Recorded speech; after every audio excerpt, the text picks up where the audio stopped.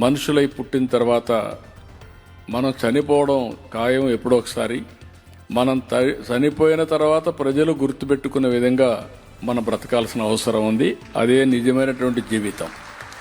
దానికోసం మీరందరూ కూడా కీర్తి గారిని ఒక ఆదర్శంగా తీసుకోవాలి. అలాంటి వారు చెప్పే మాటలు కూడా మీరు విని దాన్ని ఆచరించగలిగితే బ్రహ్మాండమైన ఫలితాలు వస్తాయి. Thank you. Very nice.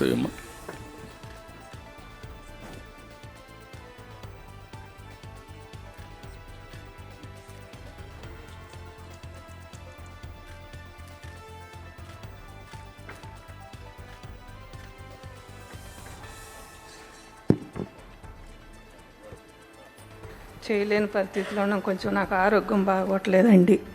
కొంచెం మీ సహాయం కావాలని కోరుకుంటున్నానండి. కొద్దిగా దాని గురించి కొంచెం మీ సహాయం కావాలని కోరుకుంటున్నానండి. బాధల్లో ఉండాం కొంచెం. ఓకే అమ్మా, రాబర్ట్ ఒకసారి మాట్లాడు.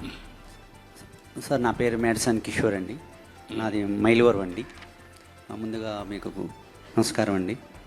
అలాగే తన భర్త ఇద్దరు కూడా ఆరోగ్యంగా ఇబ్బంది పడుతూ కూలి పనులకి ఏదో వారానికి నెలకి కొన్ని రోజులే వెళ్ళే పరిస్థితిలో ఉన్నారు.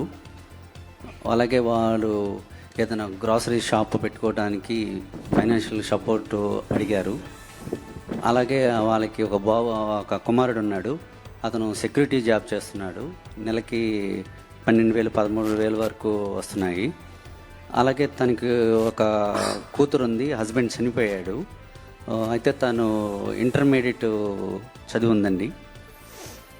తనకి ఏదైనా స్కిల్ నేర్పించేసేసి తనకి జాబు అనేది ఎంప్లాయ్మెంట్ ఇచ్చే విధంగా తనకి ఒక 15,000 రూపాయల వరకు, వీళ్ళకి గ్రోసరీ షాప్ పెట్టించుకుంటే వీళ్ళు ఒక కూలి పనికి వెళ్ళకుండా వీళ్ళు ఒక 15,000 రూపాయలు పర్ మంత్కి వచ్చే విధంగా. అలాగే వాళ్ళ బాబు సెక్యూరిటీ జాబ్ చేస్తున్నాడు కాబట్టి తనకి అంటే పెట్రోల్ బంక్లో చేస్తున్నాడు. అలా కాకుండా ఏదైనా కొంచెం మంచి కంపెనీలో దానికి కొన్ని స్కిల్ నేర్పించి ఇస్తే వాళ్ళు ఒక 15,000-20,000 వరకు ఇవ్వగలుగుతారు. అట్లా వాళ్ళ ఫ్యామిలీ మొత్తం మీదకి ఒక 48,000 వరకు పర్ మంత్ వచ్చే విధంగా ప్లాన్ చేస్తున్నాం సార్. ఎంతమంది మెంబర్స్ మా ఫ్యామిలీలో? ఎంతమంది అమ్మా? మా కుటుంబం 4 అండి. మా అమ్మాయి రెండోసారి కరోనా వచ్చినప్పుడు చచ్చిపోయిండండి భర్త. 2 మగ పిల్లలు. ఒక అబ్బాయి చెన్నైలో చదువుతుండే, ఒక అబ్బాయి విజయవాడలో చదువుతుండే. ఇంటర్ ఫస్ట్ ఇయర్ చేసింది. కొద్దిగా ఏదన్నా జాబు చూడండి, ఖాళీగా ఉంటుంది, బాధపడుతుంది, పిల్లల్ని చదివించుకుంటాం, ఇబ్బంది పడుతుంది.